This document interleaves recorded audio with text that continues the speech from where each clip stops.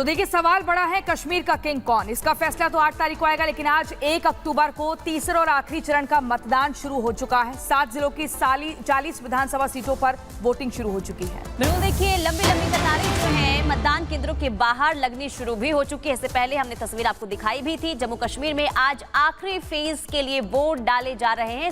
सुबह 7 बजे से वोटिंग की प्रक्रिया शुरू हो चुकी है। देखिए तस्वीर हम आपको दिखा रहे हैं, सुबह 7 बजे की तस्वीर है, जब लंबी लंबी कतारों में लोग नजर आए। और तीसरा फेज कई मायनों में अहम हो जाता है, क्योंकि तीसरे फेज में यह माना जाता है कि यह तय कर लिया जाता है कि आखिर सत्ता की चाबी किसके हाथ में जाएगी। इस बार जम्मू संभाग की बात करें तो 24 सीटों पर मतदान, जबकि कश्मीर संभाग में 16 सीटों पर वोट डाले जा रहे हैं। और जम्मू की सीटें बीजेपी और कांग्रेस के लिए अग्नि परीक्षा है।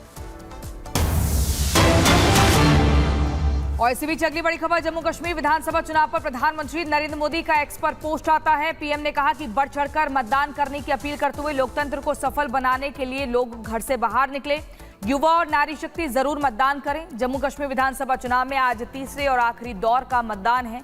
सभी मतदाताओं से अनुरोध किया है पीएम मोदी ने कि वे लोकतंत्र के उत्सव को सफल बनाने के लिए आगे आएं और अपना वोट जरूर डालें। पीएम मोदी कहते हैं कि मुझे विश्वास है कि पहली बार देने जा रहे युवा वोट जो है, साथियों के अलावा नारी शक्ति की मतदान में भी बढ़ चढ़कर भागीदारी होगी। और इसी खबर पर हमारी सहयोगी बारामूला से मीनाक्षी हमारे साथ जुड़ी हुई है। मीनाक्षी, आप लगातार इस पूरे चुनाव को ग्राउंड जीरो से कवर कर रही हैं। आज एकदम आखिरी चरण का मतदान है और सुबह लंबी कतारें भी कुछ पोलिंग बूथ पर हम देख रहे हैं। क्या कुछ आप वहां देख पा रही हैं, भाप पा रही हैं? अगर लोगों से बात हो तो बताइएगा कि किन मुद्दों पर आज मतदान हो रहा है। बिल्कुल, देखिए ये पट्टन विधानसभा है। पट्टन विधानसभा के पहले मेन जो शहर वहाँ पर हम मौजूद थे, वहाँ पर भी आपने लंबी लंबी कतारें देखी थी। नेहलपोरा है जो कि पट्टन का सबसे बड़ा गांव है, और यहाँ पर भी सुबह से ही लंबी कतारें देखने को मिल रही हैं। दरअसल सुबह सवेरे लोग आते हैं, मतदान करते हैं और उसके बाद अपने काम पर लग जाते हैं, और ऐसी स्थिति शाम को रहती है। कुछ लोगों से भी हम बात करेंगे। सुबह सवेरे आप लोग लाइन में आकर के लगे हुए हैं, विकास के नाम पर वोट पड़ रहा है, किस मुद्दे पर वोट पड़ रहा है इस बार? विकास के नाम पर ही पड़ रहा है, और यहाँ अमन हो, यहाँ प्रोग्रेस हो, हर शोबे में, हर मतलब फील्ड में यहाँ प्रोग्रेस हो।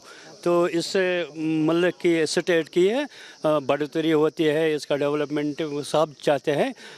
रोज़गार मिल जाए, शांति मिल जाए, अच्छा अच्छा काम मिल जाए। हाँ, इसीलिए हम मतदान करते हैं, अपने अपने नुमाइंदे को चुनते हैं और आराम से चुनते हैं। बहुत अच्छी बात है, क्योंकि इस बार थोड़ा जो लाइनें हैं वो बड़ी लंबी नज़र आ रही है। आप लोग यहाँ सुबह सवेरे से लगे हुए हैं वोटिंग करने के लिए। एक लंबे वक्त के बाद जब वोट हो रहा है तो अच्छा भी लग रहा होगा। बहुत अच्छा लग रहा है मैम, इसलिए कि हमें पिछले 10 सालों से यहाँ मतदान नहीं हुआ। इस साल मतदान हुआ तो हम चाहते हैं कि अपना नुमाइंदा चुनेंगे ताकि वो हमारा काम करे और हमारा डेवलपमेंट हो जाए, बाकी जो काम है वो करे। एक लंबे वक्त के बाद मतदान हो रहा है, क्या कहेंगे आप? कश्मीरी बोलते हैं आप, चलिए कोई बात नहीं। आप बताइएगा कि एक लंबे वक्त के बाद जब यहाँ पर मतदान हो रहे हैं तो क्या कहेंगे? कश्मीरी, अच्छा। आप बोलेंगे हिंदी में? नहीं। आप बताएंगे? इसको पता, उनको कश्मीरी आती है शायद। हमको भी कश्मीरी आती है। अच्छा चलिए, लेकिन ये बहुत अच्छी बात है जी।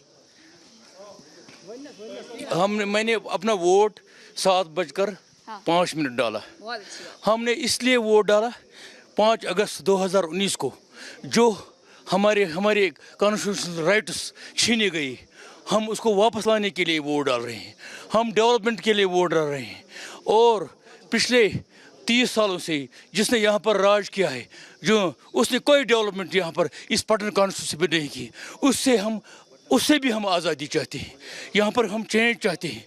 ये वोट जो हमारा है ये तब्दीली के लिए, ये चेंज के लिए, ये बदलाव के लिए वोट है। आपका ये गांव तो सबसे बड़ा गांव है और यहाँ पे बहुत अच्छा लग रहा है देख करके। ये एक लंबी लाइन लगी हुई है। आप लोगों के मुद्दे क्या हैं इस बार के? हमारे मुद्दे ये है, जैसे कि आपको पता है कि हम कश्मीरी है, तो कश्मीरियों के साथ जो अन्याय हुआ, आर्टिकल 370 हमसे छीना गया, आर्टिकल 35A हमसे छीना गया, जिससे कश्मीर की अलग स्टेटस थी। वो स्टेटस ही जब हमसे छीना गया तो हम किसी में हिस्ट्री में भी मौजूद नहीं है।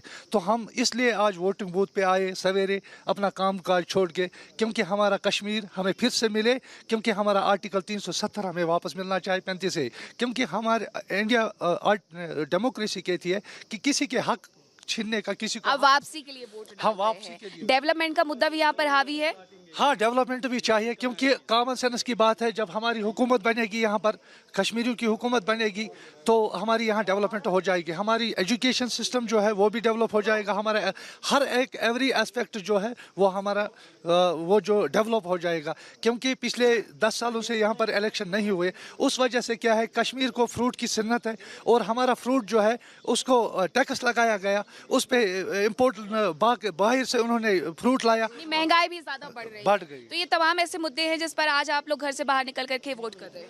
जी हाँ, हम इसलिए वोट डाल रहे हैं कि देखिए पिछले 10-12 साल से जो यहाँ पर जुल्म हो रहा है, उन जालिमों से हम आज़ादी चाहते हैं। मतलब उसमें जो मैं खुल्लम खुला कहूँगा, बीजेपी ने जो यहाँ पर खिलवाड़ हमें साथ किया, हमारा 370-35 से छीन लिया, यहाँ पर जुल्म हुआ, घर घर में इसे लेकर के नाराजगी है। बिल्कुल घर घर में मारदार हो रहा है। यहाँ का मतलब जो हमारे अपने नुमाइंदे होते थे उनको यहाँ से हटाया गया है। यहाँ हिंदुस्तान के बाहर वाले स्टेट से लोग यहाँ कहीं और से जो बाहरी कैंडिडेट्स हैं उनको उतारा गया है। और इसके अलावा क्योंकि मैंने सुना यहाँ पर जो बिजली है, पानी है, सड़कें, उसका भी मुद्दा है। बिल्कुल कुछ है नहीं, पिछले 10 सालों से कुछ हमें मिला नहीं, सब कुछ मतलब बंद कर देगा। हम कश्मीर की सबसे बड़ी डेवलपमेंट जो है वो फ्रूट इंडस्ट्रीज है। उसको यहाँ से जब गाड़ी हम लोड करते थे उसको बीच रास्ते में रोकते थे अंबानी और अडानी के लिए, फिर एक साथ 100, 200, 300 गाड़ियों को छोड़ते थे और बाहर उनका मतलब जो पैसा भी मिलना चाहिए था उस हिसाब से नहीं मिलता था जिस हिसाब से हमारा डेवलपमेंट हो जाए। तो इसलिए हम ये यही चाहते हैं क्योंकि यहाँ से सोपोर की जो सबसे बड़ी, एशिया की दूसरी सबसे बड़ी फ्रूट मंडी है वो भी लगती है। हालांकि विकास के मुद्दे के साथ कई ऐसे मुद्दे हैं जो इस बार यहाँ विधानसभा चुनावों में हावी नजर आ रहे हैं। लोग खुश भी है, उत्साहित भी है। 10 साल बाद विधानसभा चुनाव हो रहे हैं, क्या कुछ खास है आज अंतिम चरण के, क्योंकि ये मतदान हो रहे हैं। इस रिपोर्ट में आपको दिखाते हैं।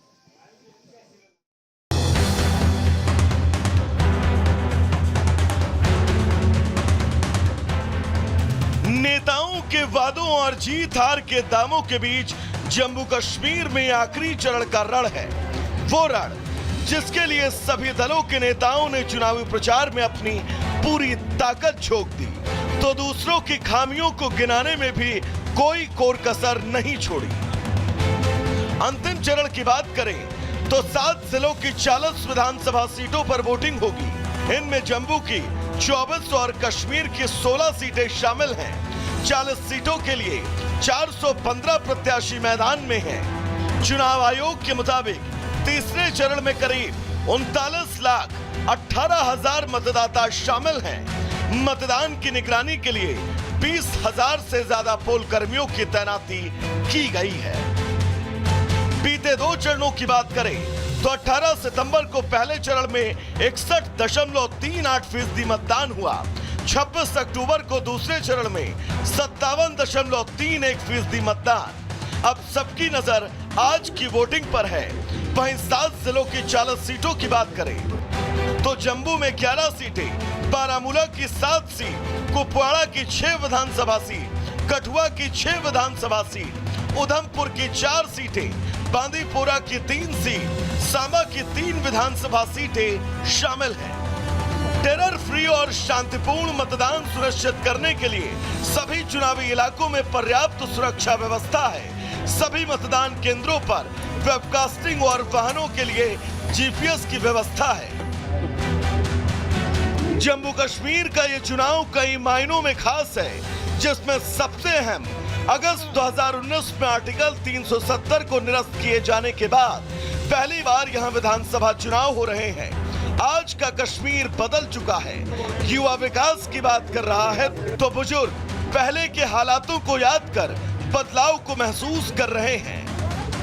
इस आखिरी चरण के बाद सबकी नजर 8 अक्टूबर पर होगी, जब चुनावी नतीजे सामने होंगे और तभी ये साफ होगा कि 10 साल बाद हुए चुनाव का सिकंदर आखिर कौन बना।